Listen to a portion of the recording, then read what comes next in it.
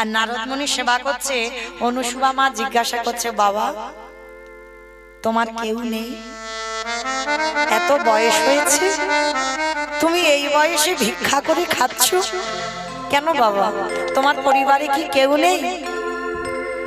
নারদ মুনি মনে মনে ভাবছে, ও বাবা আসল পরিচয় তো দেওয়া যাবে না, ছলনা করতে হবে।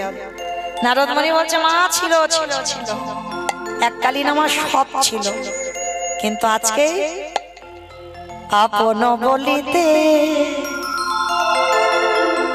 কেহ নাই জগতে, আমার মা মা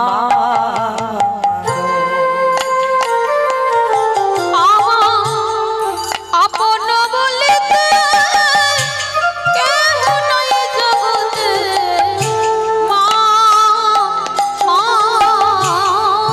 গো। আমারে ভাগ্য দেব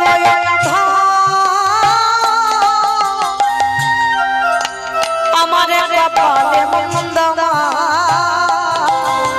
আমার ভাগ্য দেব বন্ধু, আমার পালে মন্দ মা। ওই আমার ভাগ্যে দেশ হলো না আমার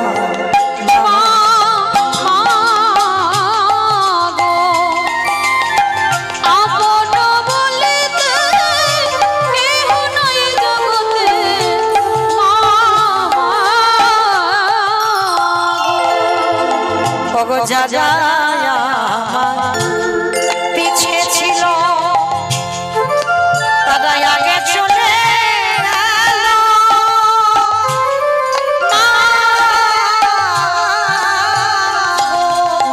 ওগো যারা আমার পিছে ছিল তারা আগে চলে গেল,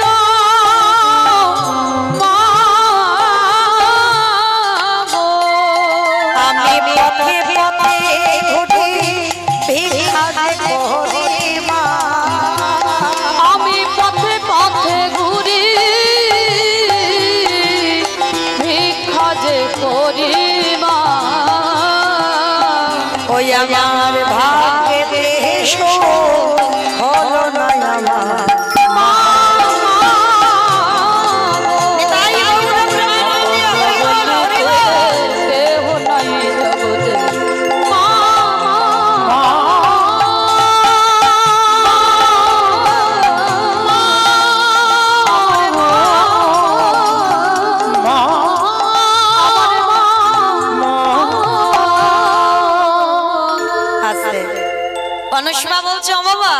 একটা কাজ করো, তোমার যখন কেউ নেই যতদিন ইচ্ছা তুমি আমার কাছে থাকো। বলে না মা না, থাকলে হবে না, ভিক্ষাই আমার সম্বল, আমাকে চলে যেতে হবে। তবে মা আজ রাতটুকু আমি তোর বাড়িতে কাটাতে চাই। নারদ মুনি কি খাবার জন্য থাকবে গো? সতী চিনবার জন্য। রাতটুকু রয়ে গেল অনুসুবার বাড়ি। আর এই অনুসুবা মা প্রতিনিয়ত তার নিত্য কর্মটা কি? ভোরের বেলা ঘুম থেকে ওঠে। আর ভোরের বেলা ঘুম থেকে উঠে বাবা, স্বামী তখন শয়নে থাকে, স্বামীর পাশ থেকে উঠে গিয়ে প্রথমে যায় কোথায়? প্রভাতে উঠিয়া। ভালো করে শোনেন মায়েরা, নারীদের চরিত্র কেমন হওয়া উচিত। মাতা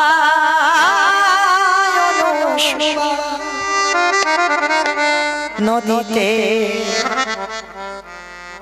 করিলা প্রভাতে উঠিয়া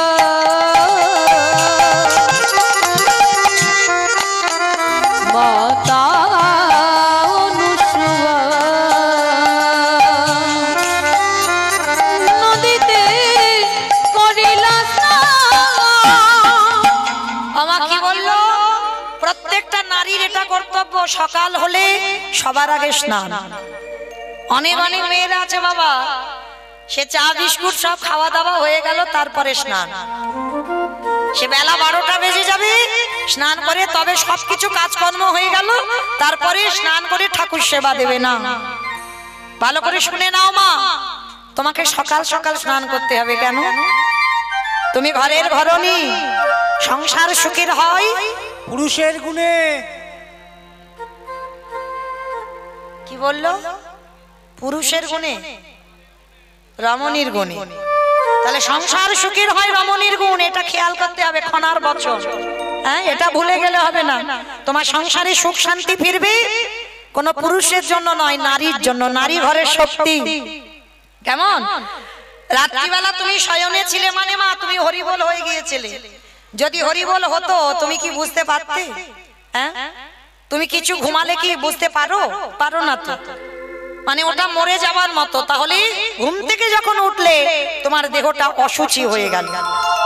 ও যত তুমি বাসি কাপড়টা ছেড়ে দাও না কেন, তোমার দেহ শুদ্ধ হয় না। তাই সকালবেলা উঠে প্রত্যেকটা নারীর আগে কর্তব্য, আগে বাবা বিশেষ করে তো রান্নাঘরে যাওয়ার আগে স্নানটা করবে, তারপরে রান্নাঘর, তার আগে নয়। কারণ রান্নাঘরে মা লক্ষ্মী বিরাজ করে। তাহলে স্নান না করে কোনোদিন বাবা ওই অশুচি শরীরে কোনোদিন রান্নাঘরে প্রবেশ করো না। কেমন? কারণ মা অনুসুয়া মর্তের মাটিতে সতী নারী হয়ে সমাজকে শিক্ষা দিল। প্রভাতকালে মা অনুসুয়া স্বামীর পাশে থেকে উঠে সবার প্রথমে গঙ্গা স্নান। আগেকার দিনে বাবা গঙ্গা পুকুর ঘাটে তো স্নান, এখন তো ঘরে ঘরে কল হয়েছে, কলে স্নান। কিন্তু তখনকার দিনে একটা পুকুরে সবাই স্নানে যেত। অনুসুয়া মা গঙ্গা স্নান করেছে। স্নান করে ওই আঁচলটা ভিজিয়ে জল এনেছে। হরি বল। জল এনে বাড়িতে যখন প্রবেশ করলো তখন স্বামীর ঘুম ভেঙেছে। স্বামীকে তুলে পা দুটো বিছানা থেকে নামিয়েছে।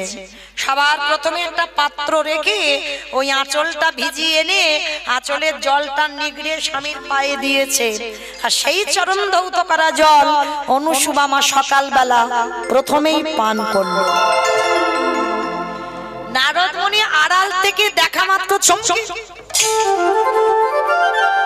ওরে বাবা, এ কি?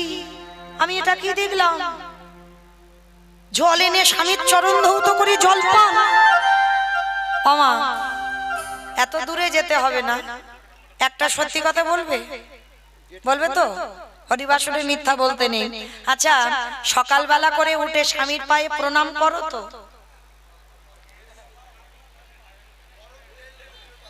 গরম আর এক দাদা ভাই বললেন গরম তেল পায়ে ঢেলে দিলেন। কি গো মায়েরা, আর এটা ভাবতে হবে আমরা তো সতী নয়, সতীর উপরে চলি। হরি বল। অনেক মেয়েরা বলে বাবা পয়লা বৈশাখে একদিন প্রণাম করে নিলে ও সারা বছরের কাজ হয়ে যায়, ও রোজ রোজ কেন করতে যাব? এগুলো আমাদের কাজ নয়। তাহলে তো আমরা সতী নারী হয়ে যেতাম, তাই না? অনুসুয়া মা প্রতিনিয়ত এটা কর্ম। তবে মা আমি একটা কথা বলে যাই, তোমার যদি অসুখ ভালো হচ্ছে না, ওষুধ খেতে খেতে ক্লান্ত, ভেলোর চেন্নাই ফেরত হয়ে গেছে, রোগ ভালো হচ্ছে না, আমার কথা শুনে দেখো, একবার ওই স্বামীর পদধৌত করা জল 1 মাস সেবা করে দেখো। কেমন? তবে একটা কথা আমি বলছি বলে নয়, সে স্বামী যেন মদমাতাল না হয়। কেমন? স্বামী যেন কৃষ্ণ অনুরাগী হয়। সে কৃষ্ণ চরণ ছাড়া আর কিছু জানবে না। সে 10-এর মতো হবে না, 10-এর একজন হবে। কেমন? তার সাধন, তার তপস্যা, তার ত্যাগ, প্রতিটা বিষয় সেই স্বামীর চরণ ধৌত করা জল যদি তুমি ঠিক ঠিক পান করতে পারো, তোমার অসুখ ভালো হবে হবে হবে।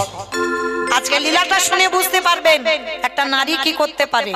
কিন্তু কোনো দেবী নয়, অনুসুয়া কোনো দেবী নয়, আপনাদের আমাদের মতো সাধারণ একটা নারী। এইবার স্বামীর চরণ ধৌত করা জল পান করছে। ও ত্রিমণি বলছে, হ্যাঁ গো গিন্নি, প্রতিনিয়ত তোমার এটা স্বভাব, আশীর্বাদ করলাম, একদিন না একদিন তুমি এইভাবে আমার সেবা করতে করতে একদিন না একদিন ব্রহ্মা বিষ্ণুকে তুমি ঘরের দরজায় বন্দি করে রাখবে। স্বামী আশীর্বাদ দিল। এইবার আড়াল থেকে নারদ মুনি দেখা মাত্র অবাক হয়ে গেছে, আর মুখের কোনো ভাষা নেই। প্রভু আর খুঁজতে হবে না, পেয়ে গেছি সতী কোথায়। কারণ এই জগতে যত নারী থাকুক না কেন অনুসূয়ার মতো সতী, মহাসতী, সতী বলা ভুল, মহাসতী আর কেউ হবে না। এইবার নারদ মুনি অনুসূয়া মার কাছ থেকে চলে গেল, এসে বলছে মা আমি আজকে যাচ্ছি, কিন্তু আমি কথা দিলাম একদিন না একদিন তোর দরজায় আমি আবার আসবো। আশীর্বাদ করে গেলাম একদিন যেন তুই ভগবানকে পুত্র রূপে কোলে পাস। নারদ মুনি তার কথা কোনোদিন রোধ হয় না, আশীর্বাদ করে চলে গেল। মনে মনে ভাবছে প্রভু এখন আমি তোমার কাছে যাব না, আমাকে একটু কাজ করে নিতে হবে। কি কাজ? একটু লাগান ভাগান করতে হবে। আর নারদের বাহনটা কি বাবা? ময়ূর। ময়ূর ঢেকি, বেশ ঢেকি বাবা, ঢেকি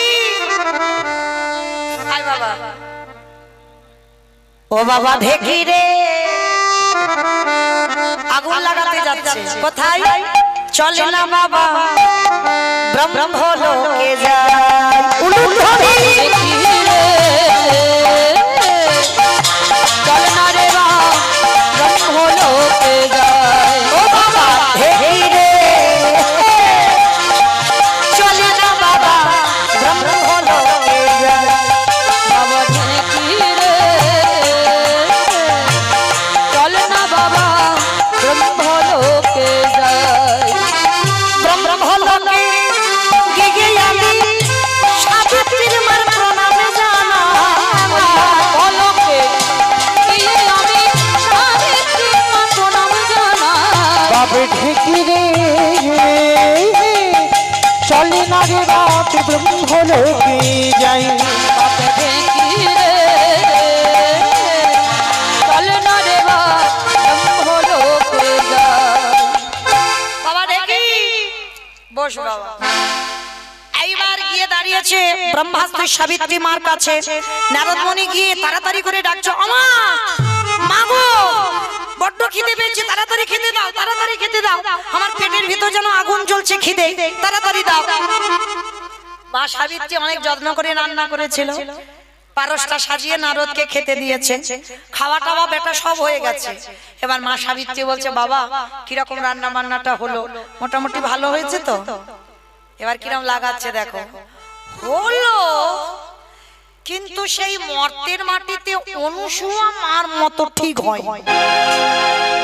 মা সাবিত্রী রেগে গেছে, অপদার্থ, মর্তের এক সাধারণ নারী আমার থেকে ভালো রান্না করে, আমার থেকে রান্নার স্বাদটার ভালো। রেগে গেছে মা সাবিত্রী। অমাইরা এটা ধ্রুব সত্য, বাস্তব। একটা পুরুষ একটা পুরুষকে যত না হিংসে করে, একটা নারী কিন্তু একটা নারীকে বেশি হিংসে করে। কি বাবা ভুল বললাম? দেখবে তুমি রাস্তাঘাটে বেরিয়েছো, বাড়িতে গেছো, গিয়ে গিন্নিকে ডেকে বলছে জানো গিন্নি আজকে রাস্তায় একটা মেয়ে দেখলাম গো, কি তার রূপ, কি তার মাথার কেশ, যদি একটু প্রশংসা করেছো তোমার ব্যবস্থা হয়ে যাবে। আমার থেকে দেখতে ভালো, তোমার নজর ওই দিকে গেল বলে না মা? তাহলে একটা নারী নারীকে হিংসে করে। সাবিত্রী মা রেগে গিয়ে নারদকে মারতে উদ্যত হয়েছে। তোর এত বড় সাহস, আমার রান্না খেয়ে তুই বলছিস মর্তের মার মতো রান্না হয়নি? বেরিয়ে যা, এক্ষুনি দূর হয়ে যা। নারদ প্রাণ ভয়ে বেরিয়ে এসে বলছে বাবা ঢেকি, ও বাবা ঢেকি রে, এখানে তো আগুন দাউ দাউ করে জ্বলছে, চলে না বাবা শিবলোকে যায়। চলে না বাবা শিবলোকে যায়। ও বাপে ঢেকি রে, চলে না রে বাপ শিবলোকে যাই। শিবলোকে গিয়ে আমি পার্বতীর মার প্রণামে জানাই। শিবলোকে গিয়ে আমি পার্বতীর প্রণাম জানাই। বাপে ঢেকি রে, চলে না রে বাপ শিবলোকে যাই। চলে না বাবা শিবলোকে যায়। বস বাবা। এইবার গিয়ে দাঁড়িয়েছে একেবারে বৈকুণ্ঠপতি হরি বল। কৈলাসে পরম বৈষ্ণব বাবা ভোলানাথের কাছে জগৎ জননী মা দশভুজা 10 হাতে রান্না করেছে। ওই একই কথা নারদ গিয়ে বলছে মা খিদে পেয়েছে খেতে দাও। মা যত্ন করে নারদকে খেতে দিয়েছে, খাওয়া হয়ে গেছে। মা দুর্গা বলছে বাবা নারদ কি রকম খেলি বাবা, রান্না টান্না ভালো হয়েছে তো? ওই একটা কথা হয়েছে, কিন্তু মর্তের মাটিতে অনুসুবা মার মতো স্বাদ হয় কি? আমি 10 হাতে রান্না করেছি আর মর্তের এক মেয়ে ভালো রান্না করেছে। হ্যাঁ দেখাচ্ছি মজা তোর দাঁড়া। ত্রিশূলটা নিয়েছে নারদকে মেরে তারা করবে বলে, প্রাণ ভয়ে বেরিয়ে এসেছে। বাবা ঢেকি চল, দু জায়গায় আগুন দাউ দাউ করে জ্বলছে, চলে না বাবা বৈকুণ্ঠে বাবা ঢেকি রে চলে না রে বৈকুণ্ঠে যায়। ও বাপ ঢেকি রে চলে না রে বাপ বৈকুণ্ঠে যাই। আবারে বৈকুণ্ঠেতে কি গে আমি লক্ষ্মীর দেওয়া নামে যাই। বৈকুণ্ঠেতে গিয়ে আমি লক্ষ্মীর প্রণাম জানাই। ঢেকি রে চলে না রে বাবা বৈকুণ্ঠেতে যায়। বাবা ঢেকি রে চলে না রে বৈকুণ্ঠেতে যাই। বস বাবা। এইবার বৈকুণ্ঠে গিয়ে বলছে মা লক্ষ্মীকে মা আমার খিদে পেয়েছে তাড়াতাড়ি একটু খেতে দাও তো দেখি। মা খেতে দিয়েছে, খাবার পরে একই কথা বাবা নারদ রান্না টান্না ভালো হয়েছে তো? বলে হলো মা, কিন্তু ওই মর্তের মা অনুসুয়ার মতো রান্না স্বাদটা হয়নি। অপদার্থ একটা মর্তের নারী, আমি যে বাড়িতে না যাই সে বাড়ির রান্না জীবনে স্বাদ ভালো হয় না। আমি রান্নাতে থাকি বলে তার রান্নার স্বাদ হয়। আর তুই কিনা বলছিস আমার থেকে সে ভালো রান্না করে। যেই না মা লক্ষ্মী মারতে গেছে, নারদ বেরিয়ে এসে বলছে যাই হোক বাবা আমার কাজ কমপ্লিট হলো, এইবার আমি ভগবানের কাছে চলে যাই। এইবার 3 দেবী এক জায়গা হয়েছে, মা সাবিত্রী, মা লক্ষ্মী, মা দুর্গা। 3 দেবী এক জায়গা হয়ে আলোচনায় বসেছে। আরে দিদি নারদ এসেছিল? আরে এসেছিল। আরে দিদি তোর কাছে এসেছিল? হ্যাঁ আমার কাছে এসেছে।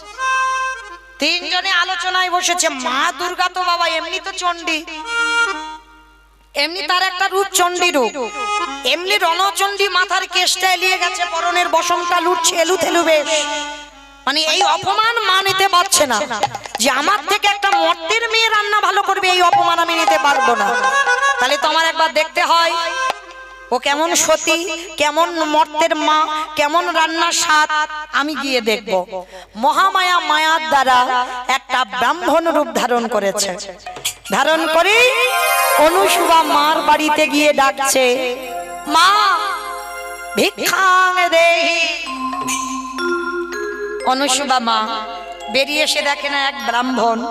যেই না ব্রাহ্মণকে দেখেছে প্রণাম করে বলছে আসুন আমার ঘরে আসুন। মা বড্ড খিদে পেয়েছে মা, একটু সেবার ব্যবস্থা করতে পারবি মা? ওটা মহামায়া ছদ্মবেশে গেছে, দেব। কিন্তু বাবা এখন তো আমার পতি সেবা হয়নি, আমার স্বামীকে সেবা দেব, তারপরে আমি আপনাকে সেবা দেব, একটু ধৈর্য ধরে বসে। অসম্ভব, আগে অতিথি সেবা তারপরে অন্য কিছু কাজ। অনুসুয়া মা হাসছে আর বলছে বাবা আমি জানি আগে অতিথি সেবা, কিন্তু আমার তো একটা সংকল্প আছে, আগে আমার পতি সেবা। তাতে আমার অভিশাপ দাও দাও, তাতে আমার নরকে যেতে হয় হোক, কিন্তু আমার পতি সেবা বাদে আমি আগে কোনোদিন কাউকে সেবা দেই না, এটা আমার সংকল্প। মহামায়া মনে মনে ভাবছে তোর এত জেদ যে আগে স্বামী সেবা দিবি তারপরে আমার সেবা। বেশ, আমি দেখবো তুই আমায় কি করে সেবা দিয়ে উদর ভর্তি করতে পারিস। স্বামী সেবা দিয়েছে, স্বামী সেবা দিয়ে এবার ব্রাহ্মণ রূপী মহামায়াকে সেবা দিলেন। আর মহামায়াকে যখনই সেবা দিয়েছে বাবা, যা রান্না করেছে সবটা দিচ্ছে, তবু সেই মহামায়া রূপী ব্রাহ্মণের উদর ভর্তি হচ্ছে না। মায়ার দ্বারা সব খেয়ে নিচ্ছে, বলছে আরো দাও আরো দাও, আমার উদর ভর্তি হচ্ছে না, আরো দাও। অনুসুবা মা ছুটে গেল স্বামীর চরণে। স্বামী, বুঝতে পারছি না কে সেবায় বসেছে। আমি এক হাঁড়ি অন্ন ব্যঞ্জন করেছিলাম, সব দিয়ে দিলাম, তবু বলছি পেট ভরছে না, আরো দাও আরো দাও। এবার বলে দাও আমি কি করে সেবা দেব? রান্নাঘরে একটা কাঠ নেই, চাল ডাল কিচ্ছু নেই, আমি কি করে সেবা দেব? ভদ্রমণি রেগে গিয়ে বলছে, অনুসুয়া, আমি তোমাকে বারবার বলি একটা দিন নয় স্বামী সেবা পরে হোক, একটু অতিথি সেবা আগে করো। তুমি এমন যে তুমি স্বামী সেবা ছাড়া তুমি কিছু জানো না। এবার নাও, তুমি কি করবে তুমি করো, আমি কিচ্ছু জানি না।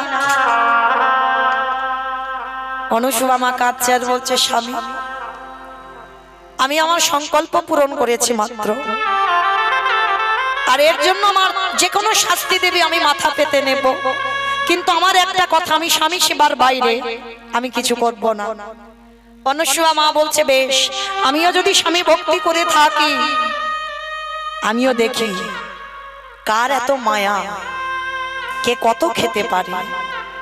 অত্রিমণির কাছ থেকে বাবা কুমণ্ডলীর জলটা নিয়েছে, কাঠ নেই, চাল ডাল কিচ্ছু নেই, শূন্য হাঁড়িটা উনানে বসিয়েছে, আর ওই স্বামীর কাছ থেকে কুমণ্ডলীর জলটা এনেছে। জলটা এনে হাতে একটু কুমণ্ডলীর জল দিয়ে চোখটা বন্ধ করে একবার বলে উঠল, ওম পতি পরমেশ্বরায় নমঃ, পরমেশ্বরায় নমঃ, ওম পতি পরমেশ্বরায় নমঃ, ওম পতি পরমেশ্বরায় নমঃ, ওম পতি পরমেশ্বরায় নমঃ, ওম পতি পরমেশ্বরায় নমঃ। যেই না ওই জলটা ছিটিয়ে দিল শূন্য হাঁড়িতে, অন্ন ব্যঞ্জন পরিপূর্ণ হয়ে গেল। ওই একটা মন্ত্র অনুসুয়া জানে, কোন কৃষ্ণ মন্ত্র, রাধা মন্ত্র, মহাপ্রভু কোন মন্ত্র জানে না, শুধু একটাই মন্ত্র, ওম পতি পরমেশ্বরায় নমঃ। আর যেই না জলটা দিল, হাঁড়ি খালি ছিল, ভর্তি হয়ে গেল। মহামায়াকে এইবার যত্ন করে সেবা দিচ্ছে, যত চাইছে তত দিচ্ছে। খেতে খেতে মা দুর্গা ক্লান্ত হয়ে গেছে, আর খেতে পাচ্ছে না, আর মনে মনে ভাবছে কি আমি এত এত খাবার খাচ্ছি তবু দিয়ে যাচ্ছে, এ পাচ্ছে কি করে, কোথা থেকে আসছে? আর ওই দিতে দিতে মহামায়া যখন ক্লান্ত হয়ে গেছে, ওই আসনে বসে অন্তর্ধ্যান হয়ে চলে গেল। যেই না অন্তর্ধ্যান হয়ে চলে গেল, অনুসুয়া মা চমকে উঠেছে, এ কি, তার মানে কোনো দেব দেবী বা কোনো মানব দানব এসেছিল আমাকে পরীক্ষা করার জন্য। মহামায়া হেরে গিয়ে পরাজিত হয়ে চলে গেল। সাবিত্রী লক্ষ্মীকে ডেকেছে, দিদি, ও মেয়ে যেমন তেমন মেয়ে নয়, ওর অনেক শক্তি, ওর অনেক ক্ষমতা, জানি না কি করে আমার এত খাবার জোগাড় করে দিল, ও তো গরিব ভিখারি কাঙাল, কিন্তু আমাকে পরাজিত করলো। আমি তো মেনে নেব না, আমি কোনোদিন হারতে শিখিনি, তবে মর্তের নারীর কাছে তো নয়, দেখো আমি কি করি। মহামায়া আবার ছলো না, একটা ছদ্মবেশে একটা সাধু রূপ ধরে জঙ্গলে গিয়ে বাবা তপস্যায় বসেছে। আর এদিকে অত্রিমণি রান্নার জন্য কাঠ আনতে গেছে। শুকনো শুকনো কাঠ কুড়িয়েছে। অনুসুয়া বলছে, স্বামী, রান্না করব, একটু কাঠ নেই, তুমি একটু জঙ্গল থেকে কাঠ এনে দাও না গো। বেশ, আমি এনে দিচ্ছি অনুসুয়া। অত্রিমণি জঙ্গলে গেলেন, শুকনো শুকনো কাঠ পেয়েছে, কাঠের বোঝাটা করে মাথায় তুলে নিয়েছে। আর ওদিকে ওই রাস্তার ধারে বসে আছে মহামায়া সাধু রূপ ধরে। হঠাৎ মহামায়ার মায়াতে অত্রিমণির শরীর থেকে সমস্ত শক্তি হরণ করে নিয়েছে, আর কোনো শক্তি নেই, শরীর ক্ষীণ হয়ে গেল। মাথায় কাঠটা তুলে নিয়ে আর চলতে পারছে না। এ কি, আমার দুটো পায়ে আর বল নেই, আমার যেন শক্তি ক্ষীণ হয়ে যাচ্ছে, এটা কি হচ্ছে? এটা তো হবার কথা নয়। এটা কেন আমার সঙ্গে হচ্ছে, কে করছে আমার সঙ্গে এমন ছলনা। ওই অত্রিমণি কাঠ নিয়ে আস্তে আস্তে ওই মহামায়া যেখানে সাধু বেশ ধরে তপস্যায় বসেছে, আর ওই কাঠের বোঝাটা নিয়ে আস্তে আস্তে ওই বোঝাটা মহামায়া রূপী সাধু রঙ্গে পড়ে গেল। যেই না সাধু রঙ্গে পড়ে গেল, সাধুর তপস্যা ভঙ্গ হলো।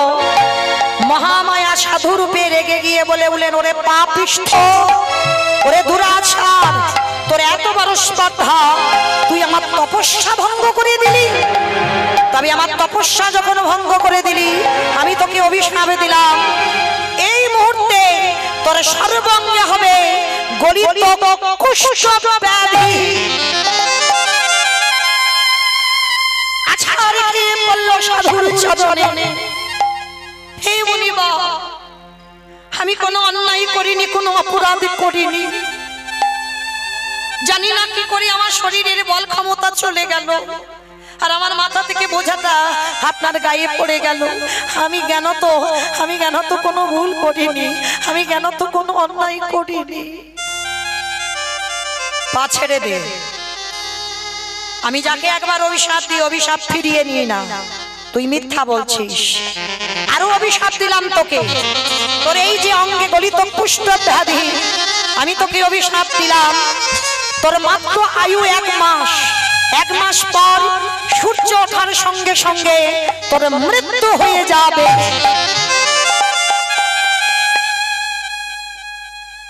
জগজ্জননী মা দুর্গা মায়ার দ্বারা অভিশাপ দিল।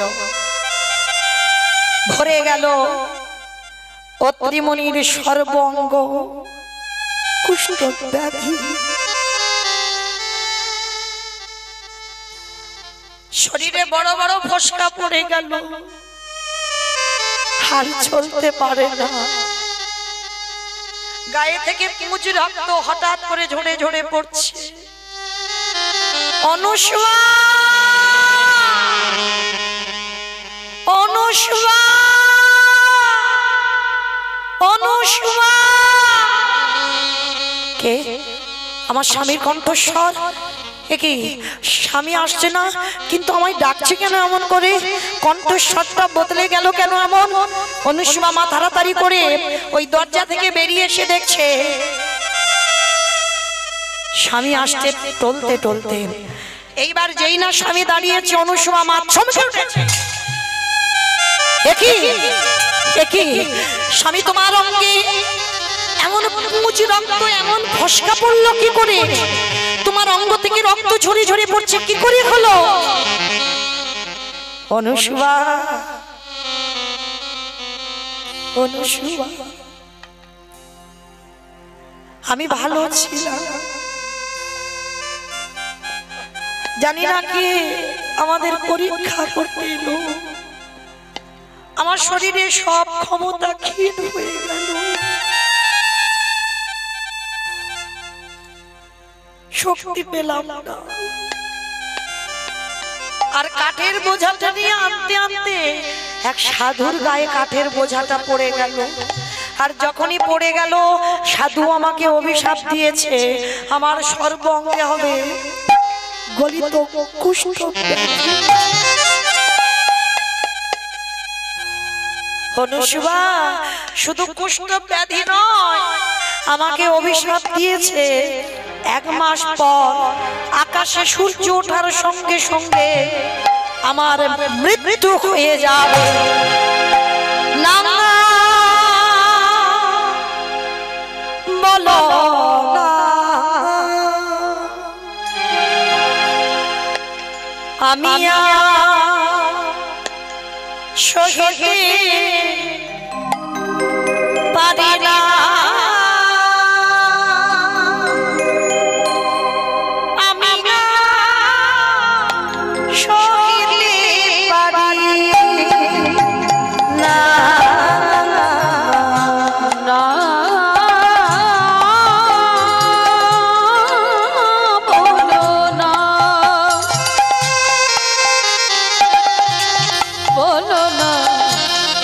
আমি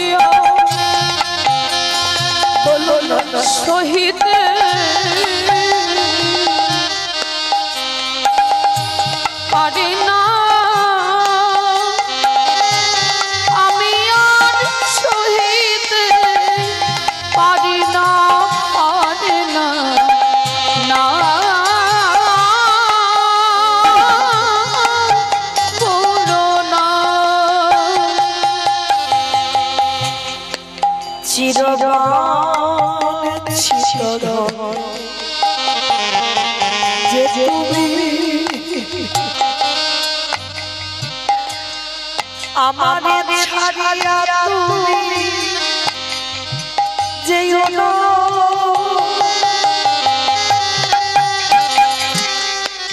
আমারে ছাড়িয়া তুমি যেও না চিরবাঞ্ছিত ধাম যে তুমি আমার ছাড়িয়া তুমি আমি পারি না যেও না আমার ছাড়িয়া তুমি যেও না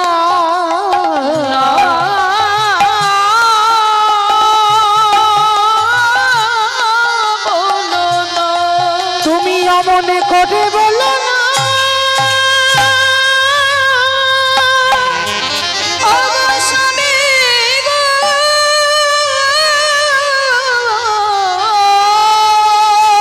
তুমি বলো না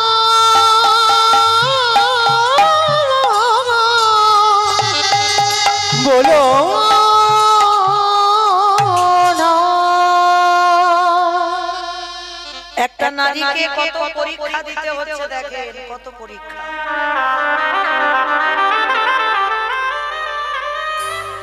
এইবার অত্রিমণি বলছে অনুশুভা আস্তে তুমি চলে যাও তুমি চলে যাও সেই তো আমি মরে যাব আর 1 মাস পর তোমার তো জীবন আছে আমার তো জীবন চলে গেল চলে যাও তুমি যে কটা দিন বাঁচবে বাপের বাড়ি গিয়ে তুমি থাকো না তুমি বললে কি করে স্বামী সুখের সময় যেমন তোমার কাছে ছিল যে কটা দিন দুঃখ হবে ওই দুঃখ কটা দিনও তোমার সঙ্গে কাটাবো অনুষ্মা তুমি কেন বুঝতে পারছো না আমি না পারবো তোমাকে আর সুখ দিতে এই রোগগ্রস্ত স্বামীর কাছে থাকলে এই রোগ ছোঁয়াছে যদি এই অসুখটা তোমার হয়ে যায় তোমাকে কে দেখবে চলে যাও সময় থাকতে থাকতে আমাকে এখানে ফেলে রেখে তুমি চলে যাও না স্বামী অগ্নি সাক্ষী করে আমার বাবা যখন দিয়েছে তোমার হাতে এ দেহ মনোপ্রাণ আমি তোমার চরণে দিয়েছি আর যে আমি পারি না কোথাও যেতে কেন ভুলে যাচ্ছ কিন্তু অনুশুভা আমি তো বাঁচবো না বেশিক্ষণ শরীরে জ্বালা যন্ত্রণা পুঁজ রক্তে পরিপূর্ণ বড় বড় ফসকা অনুশুভা বড় জ্বালা বড় কষ্ট বড় যন্ত্রণা অনুশুভা মা কাঁদছে আর বলছে দয়াময় এত বড় পরীক্ষা তুমি নিতে পারো ওগো দয়াময়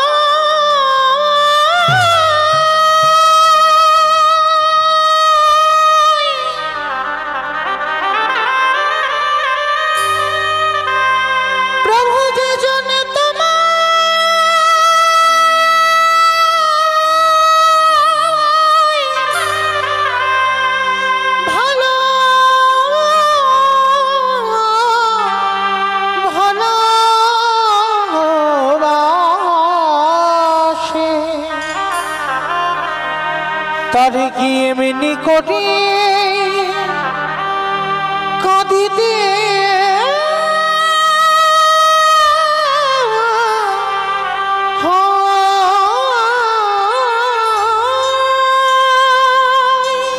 স্বামী তুমি ভেবো না তুমি ভেবো না আমার বাবা ছোটবেলায় বলতো শুনতাম কোন মানুষ যদি অপরাধ করে ফেলে তাকে নাকি শরবত তীর্থে স্নান করালে সে নাকি ভালো হয়ে যায়। অনুসুবা, তুমি কি করে আমায় নিয়ে যাবে? আমি তো চলতে পারি না, দাঁড়াতে পারি না, বসতে পারি না, কি করে নিয়ে যাবে তুমি আমায়? স্বামী, দেখো না, অনুসুবা মা ওই জঙ্গল থেকে বাবা কিছু কাঠ কেটেছে, সেই কাঠ দিয়ে একটা গাড়ি তৈরি করেছে, আর গাড়ি তৈরি করে ওই গাড়ির উপরে স্বামীকে শয়ন করিয়েছে। গাছ থেকে শিকড় কেটে দড়ি করেছে, দড়ি করে বলছে স্বামী চলো, আমি তোমাকে টানতে টানতে পায়ে হেঁটে যাবে সব তীর্থ ভ্রমণ করতে। অনুসুবা, তোমার আর মাথায় কিছু নেই। 1 মাস আমার আয়ু, 1 মাস পরে আমার মৃত্যু, আর তুমি কি 1 মাসে পায়ে হেঁটে সব তীর্থে যেতে পারবে? স্বামী দেখো না, আমি পারবো, আমি অনেক তীর্থে তোমার স্নান করাতে নিয়ে যাব, আমি যাব। স্বামীকে ওই দড়িটা কাঁধে আমি নিয়েছে।